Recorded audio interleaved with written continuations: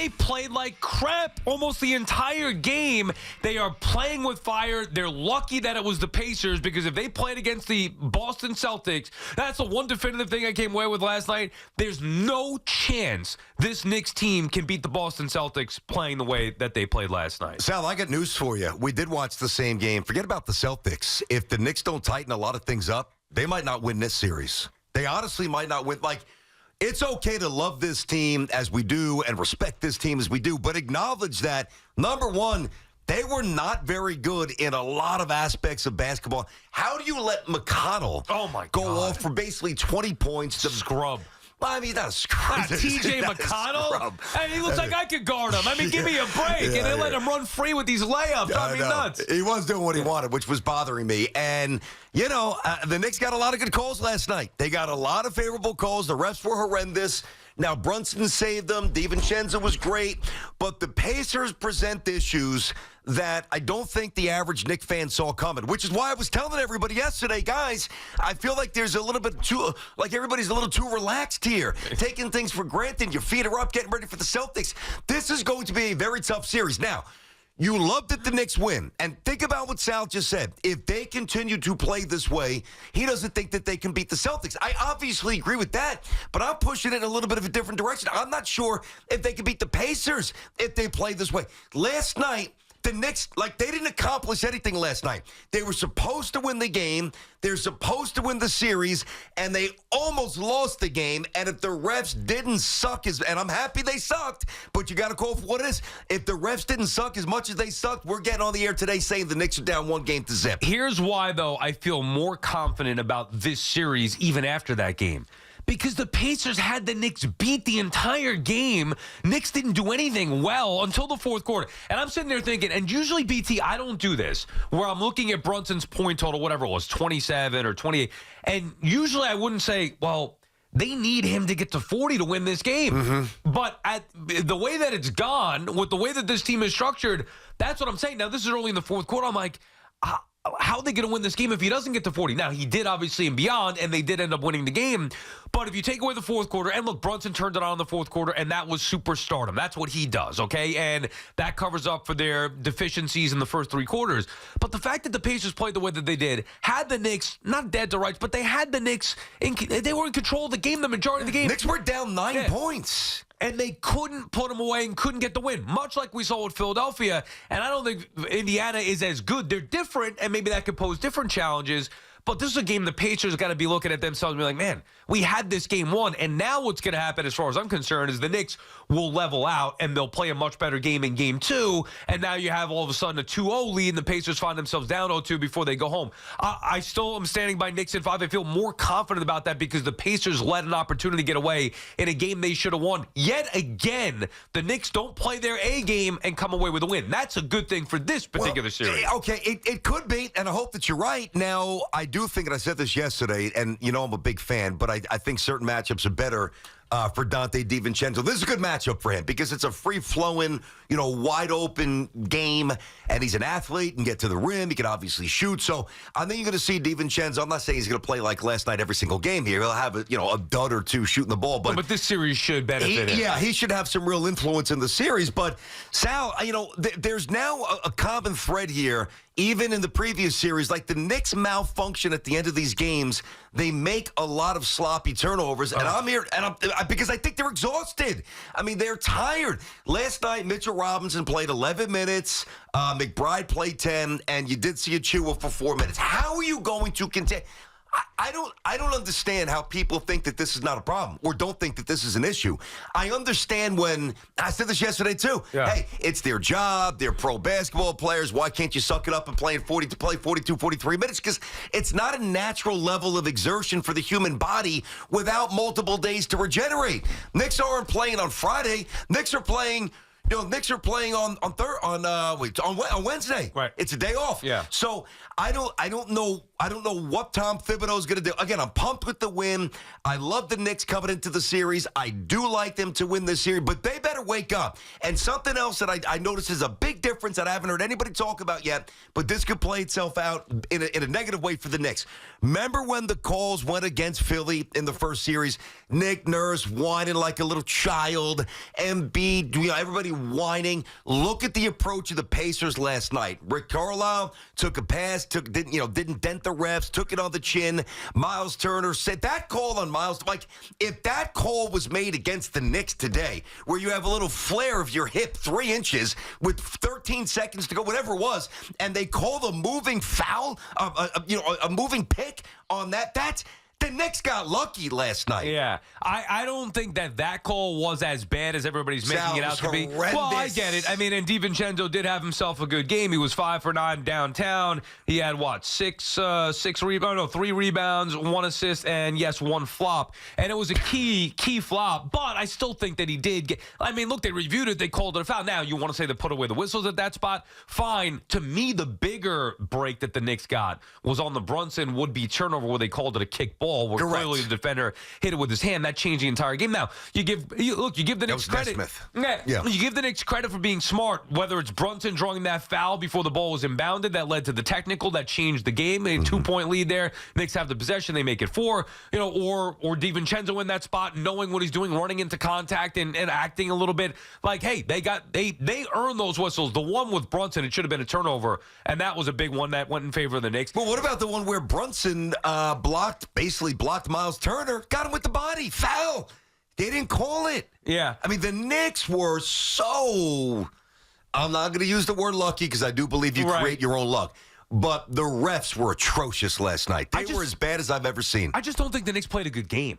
Well, I mean, okay, so let's... The fourth quarter, Brunson... See, here's the thing, BT. It comes down to Brunson. I know Brunson, overall, his numbers were efficient, but you watch the game, the flow of the game, he was not hitting the shots early on, and that sets the tone. And if he's not scoring, they have issues scoring. Now, Anunoby was terrific, and Josh Hart played a hell of a game again from start to finish. Hart was awesome. Yeah, I mean, if Hart could ever make a free throw... And by the way, maybe the reason why he's so good at rebounding is because as a kid, he got used to grabbing his own rebounds from the free throw line. I mean, the guy can't hit a free throw. He misses free throw. I love him, but my goodness, can you knock down a freaking free throw, And he please? always hits the front rim when he misses it. Oh my God. That is weird. But That's a weird thing. He's a beast, and we love what he's done out there. But they have trouble scoring the basketball consistently if Brunson isn't going well. Last night, that wasn't even the biggest issue. They weren't defending or rebounding the way that they did against Philadelphia. They, to me, did not play a good game from start to finish. But the fourth quarter, they picked it up, and they won the game. Okay, so... I agree that a lot of the things that I expected to happen last night did not. Like the Knicks wound up with a +8 rebounding margin, but for most of that game, especially the first half, the Pacers were Knicks shoot, Knicks miss, Pacers clear, boom, 1 shot, no offensive rebounds. They were really, really sealing guys off and finding bodies to box them out. So that's obviously a point of emphasis. Rick Carlisle is a great coach, so you knew that would happen. Now they're going to have to press and trap early because they don't have that half-court defense. So you got to try to stifle Brunson, wear him down. And even if you're not causing turnovers, you're getting the Knicks out of rhythm as they set up their offense. But what's more likely? I think all of us think that it's fairly likely that Brunson just keeps pumping in 40 points because he's absolutely amazing. He's crazy good. Although at some point you think, I don't know, dude. I mean, the way the NBA is now with the whistles and, he hit all his free throws, 21 points in the fourth quarter. A couple of turnovers aside, Jalen Brunson was sublime again. Do you get this again from DiVincenzo? And if you don't, do the Pacers get that out of McConnell again? I mean, the bench disparity, though. Talk about the minutes. What was it, +43, Zoo? What was the number? Right, but here's why I don't think the bench is as big of a deal. Because the Pacers need the bench to produce. The Knicks aren't built like that. Even if I say, okay, you want to say that McBride or somebody's going to have to contribute if Brunson comes down a little bit, if DiVincenzo has an off night, then they're going to need McBride to contribute. Outside of that, Mitchell Robinson's not an offensive guy. You know what he's going to do defensively. Yep. And in this series, I think he's negated a little bit because the Pacers don't have that clear big man down low. And you don't want him chasing people 20 feet away from the rim as much. More minutes for Hartenstein. You're right. Okay. Achua, I do think Achua's going to have to be on. Here we go. Achua, finally. You think? I don't like Anunoby on Siakam defensively. And I think the only guy that could probably properly defend him would be Achua. But, it's not like the Knicks bench. They kept showing the graphic. Oh, Pacers bench, 44 points. Knicks 3. Yeah, well, the Knicks don't That's not what they do. Their bench is not going to score. But hold on. It's won them some games this year. McBride's been very good in the playoffs. Yeah. I mean, I get it. Obviously, I think the Pacers are a bit more reliant, but I do think that, if it's just a focus on the massive disparity in point production favoring the Pacers for the bench, I think that's kind of missing the mark. Like, right. The Pacers starting five is good. Siakam's a good player. Miles Turner's a good player. Tyrese Halliburton, he played poorly. He is a good player. Like, hey, you bag the win, you keep the train moving. Knicks got a little fortunate, and now if they don't play a lot better and smarter, this is going 7, and that worries me. BT and Sal on the Fan, our friends at Town Fair Tire. Remind you that at Town Fair Tire, you always get the guaranteed lowest price on name brand tires from Connecticut to Maine. Nobody beats Town Fair Tire. Nobody. Lou is calling from St. James. What's up, Lou? What's going on, boys? How we doing? How are you, Lou? Hello, Lou. Pretty good. So I think, BT, you just nailed it, right? They have good players on the Pacers, right? Very good players. Halliburton, any of these guys can go off, but they don't have that star. Mm-hmm. And I think that's going to be a big thing in this series. Is one, the style of play, and two, the star, the level of star that the Knicks need to deal with, which is not there. There is no Tatum. There is no Embiid. That's true. I think Maxey. the Pacers and that bench disparity, like this, because I just kind of thought of this, like as you're saying it, that bench disparity that's there, it's because of the style of play. Those guys they're young, yes, but they're winded. They play, so the Knicks just need to slow them down. They need to play their game. So they obviously play a slower game, but at the end of the day, focus on the fact that there isn't that one guy that in those final 2 minutes is going to put that final nail in the coffin. Yeah. The Knicks have that guy. Yeah. Good teams win these kinds of games. It's a good point. And I think they're going to make a deeper run. That's a good point. And thanks for the call there, Lou. Sal, as much as the refs missed a couple of calls, you talk about, I mentioned Brunson fouling Turner. They reviewed it. They stuck with it for some reason. Nesbitt whistled for the kickball. Clearly his hand, the illegal screen. I mean, come on, Knick fans. Right. But be honest. I mean, we got every whistle last night. But forget about which whistle favors which team. The fact that there were a lot of whistles or that there could be more as the series goes on, that helps the Knicks. Because every time there's a whistle, it stagnates the pace. Right. And that Pacers want to get up and they want to shoot within 8-9 seconds. I like the caller's point about the Knicks having a star, and that's why I thought last series was different. After game one, which to me was similar to this one, it was like, oh, man, they can't be messing around with this team with 2 stars. And maybe that's why I feel more comfortable about the Knicks winning this series, because they have a star in Jalen Brunson, where I don't look at the Pacers. While I look at them as a good team and good players, I don't think it's enough to take over a game and ultimately beat the Knicks, especially when the Knicks are at their best, which they were not last night. Fourth quarter turned it up. Second half, they turned it up a little bit, on the boards and defensively. But really, it was the fourth quarter, Brunson turning it up. The Pacers don't have that one guy. Although, would I be shocked if Halliburton had a game? Halliburton's going to have some good games. Turner's a good player, too. I've always liked Miles Turner. I mean, Siakam's a champion. I mean, they got players, dude. Yeah, I get it. Tito and McConnell. I mean, you got to stop McConnell. If the Knicks get bounced, I got great respect for McConnell, but come on. I don't have great like John Stockton out there. Look, here's the thing. You cannot lose. You can't. You want to say you get beat by Turner, you get beat by Halliburton or Siakam. You can't lose to T.J. McConnell. My God. Somebody knock his ass on the floor if you need to. Guy's sitting there under the rim dropping bunnies in left and right. God, get those. He played well. Tino is calling from Staten Island. What's up, Tino? What's up, gentlemen? Good morning. It's always a pleasure talking to you, too. Listen, you just hit it on the nose, Sal. When Rick Carl, around 9:30 mark in the fourth quarter, I'm watching the game with my son. I'm like, I hope they put Halliburton back in the game because we can't guard T.J. McConnell. That was the turning point of that game when T.J. McConnell went back to the bench. Halliburton has been a shot player the second half of the season. He was wonderful the first half of the season. If you look at his numbers, the second half of the season, the dude has been atrocious. I was begging for Carlisle to please put Halliburton back in because whatever we get on the defensive end and the offensive end, he was also boggling JB. He's a little pest. He's like one of those roaches that doesn't want to get away from you. That's the way the guy plays. But same thing with Deuce. Deuce couldn't do nothing against TJ McConnell. So that, to me, was a huge turning point of that game yesterday when he sacked TJ McConnell and put in back Halliburton. And that's saying a lot because Halliburton is an all-star. But he's been a shot player. Yeah, well, and by the way, Tino, for those who might not know, and the stats bear this out, Tino's absolutely right. He hurt his hamstring really badly a couple of months ago, I want to say, and the numbers just, they plummeted. He's not the same guy. I don't know if it's a lack of lift or whatever it might be, but, that's his problem, not ours. But I still think Halliburton, that shot it's gross. But he's got a game in him where he rips off a triple-double. It's coming. He's a terrific player. Yeah, I do think the Knicks need to switch it up. And look, Tibbs will make the proper adjustments. And I'm not trying to play coach, but it was noticeable to me that Anunoby's effectiveness defensively was not where it would need to be because of a tough matchup with Siakam. Yep. And Achua, like we said, the bigs aren't going to be able to guard Siakam.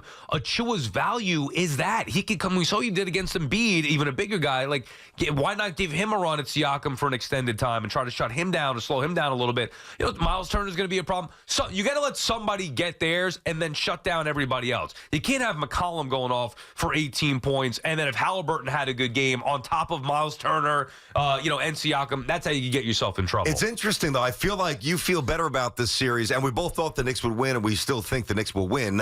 We weren't sure, maybe Knicks in 5, maybe Knicks in 6, but I think we both kind of settled Knicks in 5. Right. I feel worse about the series. After the game. After watching every second. I feel better because I know the Knicks will play better. And maybe Are we sure about this? No, Who played poorly last night? Yeah. DiVincenzo was amazing. Brunson was amazing. OG can play better, no doubt. Yeah. Well, Hartenstein was amazing. OG they all played pretty well. Well, offensively, yes. I think defensively, I think rebounding, I think turnover-wise, the Knicks were, it wasn't the scoring that was the issue last night. Yeah. From all those guys that you mentioned. That I would expect, somebody's going to come down at some point. They're not going to score 120 points every night. It's just I know it's a different series, but that does not play well. Knicks got to play within 100, you want to keep 105. that 105, 104. Yeah, if you can. Defensively, rebounding, and protecting the basketball, they've got to get better Sloppy. at that. Yeah, 14 turnovers last night. Right, Way too many. So that's the point. So that I think they'll clean that up a little bit. Get an A. I know 43 points was an A+ game from Brunson, but I'd rather have 35 from start to finish of a game than closing with 18+ or whatever it was in the fourth quarter. I think he had 21 in the fourth quarter. Yeah, okay. I remember looking at 18 I think it was points. 21. But yeah, you're probably right. So the fact that he's a beast. He's the best. So I think they'll play a better game in game 2. And I think it just comes down to this, BT. I was scared of the Stars. I was scared of Embiid and Maxey. With the Pacers, I'm not over. They're deeper. Yeah, they are. But they're not as top-heavy, which to me is more scary in the postseason. Pete is in Seaford. What's up, Pete? Petey. Hey, guys. Good morning. Hey, pal. I feel the same way about last night as I felt after Game 3 against the Sixers when Embiid went for 50. If you look at the box score, the Knicks won the first quarter, the third quarter, and the fourth quarter. They got punched in the mouth by the Pacers bench in the second quarter and withstood and came out on top at the end. I trust Tibbs to make the adjustments. I don't think Anunoby is going to let Pascal Siakam get so deep in the post over and over again the way he was. But the one thing I'll say is Siakam's a guy who wants to go to the free throw line, and Anunoby was not fouling him. Yes, he was giving up those little post-up layups down low, but he kept Siakam off the line, which is a big part of Siakam's game. Yep. TJ McConnell is to the Knicks what, Chipper Jones was to the Mets. He is just a Knick. He might as well be Scottie Pippen. He is just a Knick killer. And you can't Tibbs is going to have to clean up the rotations to not let McConnell, who's not a great three-point shooter. No, not at all. But he's a clutch three-point shooter. You cannot allow him to get those open shots. And I trust Tibbs to look at the film and between today and the day tomorrow. Listen, Pete, obviously, he's going to do his job. He's a really good coach. Thanks for the call. I would say that I would put money that Halliburton's performance goes way up and McConnell's goes ways down. Okay. So does that even itself? I don't know to what extent, but and listen, I don't know how we did it. Like McConnell, how he was doing what he was doing. So I have to respect that because I just don't know how we did it. He's not doing that to him. That I'm not worried about. But Halliburton, he's laying in the weeds. He's gonna destroy somebody one night. He's that good a player. Right. He could take over a game. All right. Knicks didn't play well, but still got the win. It's becoming a pattern here, but it's becoming a dangerous pattern, especially when you start to look forward. I think you forget about the Celtics, and it's going to be a problem there. And BT, more concerned about this series with the Pacers right in front of us.